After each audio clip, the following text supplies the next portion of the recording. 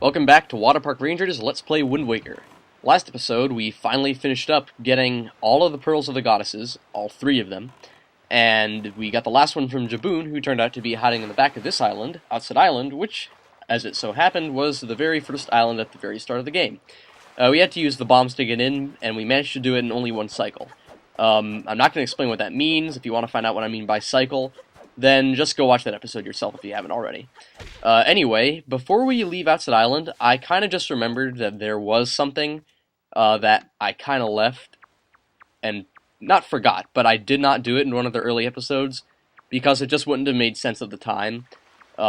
Basically, it's a money reward, and I didn't think that we really have too much use for money in the beginning of the game, but we're going to have a lot of use for it now, so without further ado, we shall collect this orange rupee, which you can really get as early as just like, well, as soon as you can walk, which is, yeah, just the start of the game.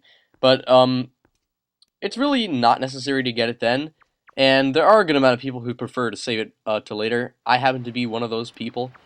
There's something cool about getting such a high amount of money at the beginning of the game, but at the same point, it's kind of useless, because then there's so much money you're going to encounter along the way anyway, and you won't be able to hold so much of it. So yeah, that's why I save it for now when we come back to the island with all the wallet upgrades. Now, speaking of which, we had to use like 11 bombs on that thing that was blocking the entrance to Jaboon's cave. So I'm going to replenish the supply right here. Yep, Beetle sells bombs now, as he once told us in the mail once we got Beetle's chart. So that finishes up everything we have to do at Outset for now. Or can do, I'll put it that way. We should adjust the wind for our next destination, which lies in a place northeast of here. As you saw by those blue swirly things that the King of Red Lions somehow drew on our chart. Using magic, I suppose. But there's no such thing as magic! Anyway, that means that there's an unknown island between here and our destination. So I'm going to cut ahead to us getting there at that island right over there. See you in a few seconds. Alright, actually this isn't the island I was expecting to find, but anyway, this island's called Shark Island. Don't be alarmed, it's just shaped like a shark. There are no actual sharks in the water. There are some Octoroks though, so be careful. There are a couple of Octoroks in this quadrant. Anyway, I'm just pulling up what I'm just trying to explain here is this is a normal ring of light. You've seen me get big things using treasure charts before, but there are also things that are not on charts. Generally, they're small money rewards that can range anywhere from 10 to 50 rupees. Yeah, this one's just a red rupee worth 20. So, I'm not really going to be collecting them, because they kind of just spawn over and over in random parts of the sea. Finding them all would be really a chore, and kind of pointless. Also, you might recognize that cyclone there. We're not going to get close to it, because I don't want to get lost in the ocean again, due to it warping me to some random spot on the map.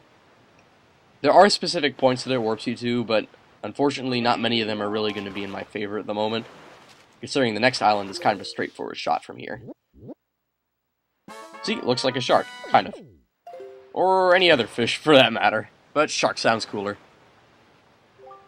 Yeah, he's just giving us the old fisherman information. Each fisherman has a different piece of information for whatever island they're found at. So if you want to learn some stuff, I guess you can just actually listen to what the fishermen are saying. Because at a certain point in the game, the King of Red Lions actually advises you to listen to what the fishermen are saying to continue in the quest. But because you have me to explain how things are going to unfold, you won't have to worry about anything the fisherman says. So we're going to skip ahead to this next island right here in a couple of seconds. Alright, we're in the new quadrant. Unfortunately, because it's raining, everything's damned impossible to see, even though it seemed pretty visible just a moment ago. I know it's still night, and the King of Red Lions said the curse is broken, and it still looks like it's not broken because it's raining and it's dark. The truth is, this just happens to be some kind of coincidental weather pattern. After it clears up, the ocean will go back to normal, and then day and night will return to their normal states, so don't you worry.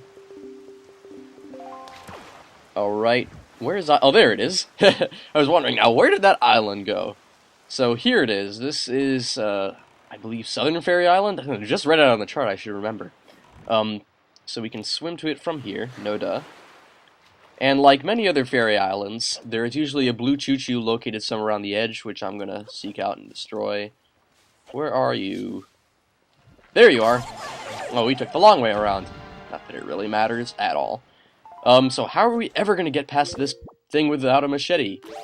Just blow it apart. You don't need to get machetes anymore. That was back in Dragon Roost Cavern. That's a mechanic that's never going to be used again, so good riddance. You don't really have to worry about torches ever again either. Oh wait, no, that's not true. There are going to be more torches. Very few, but there will be torches, I promise. There will be plenty of torch-wielding action. And yes, we have another great fairy here. But this one's different from the others we found so far.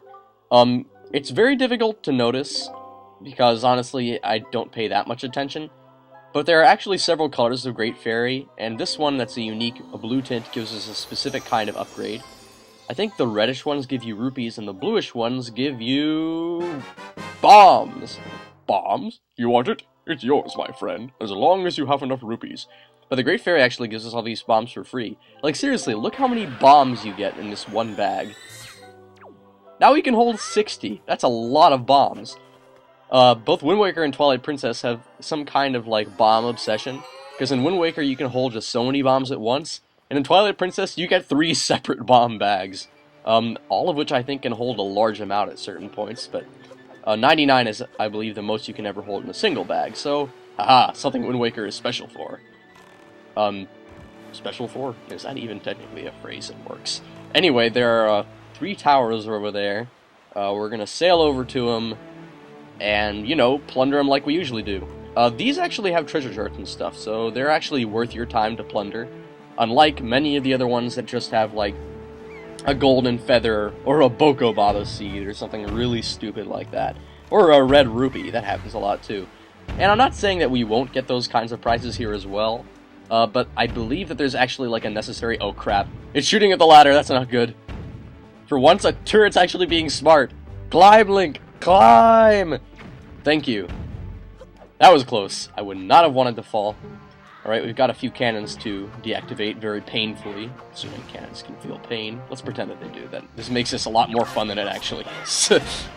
Oh, no. We got jump-kicked by a Bokoblin.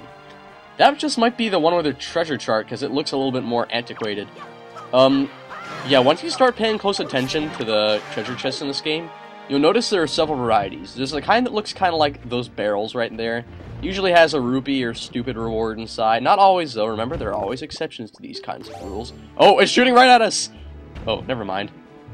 Wow, that's a good shot. That turret is a good shot. Okay, I'm failing here. Okay. Whoa, there we go. Did it just seriously kill itself? Did you see that turret? If not, then, like, rewind. The turret literally shot itself and blew itself up.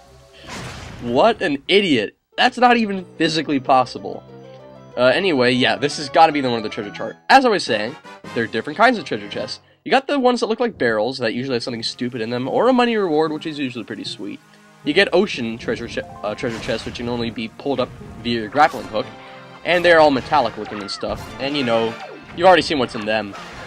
Pieces of heart, big reward rupees, or sometimes the slightly crappier valued ones from the small rings of light. Then there are red spiky treasure chests that usually have pieces of hearts inside them. But on occasions they do hold treasure charts, and maybe even sometimes other things. The antiquated ones, which hold, like, almost always just treasure charts, which look a lot like the barrel-colored ones, only, I guess, more boring in tone. And, the final ones, which are the big, big, fancy treasure chests that only ever hold the big key of a dungeon. So yeah, that's your treasure chest guide. I just thought I'd drop that in, so long as there was really nothing else interesting to say about this part. There's hardly anything interesting to say about really just putting down bombs and blowing up turrets and knocking pink Pokeblins off of high places. Except for that one turret that shot itself. I've never seen that happen before. So yeah, I think once we get this treasure, that'll pretty much be it for everything we can get at these 3 platforms. So what's the reward? Of course, it's a crappy skull necklace.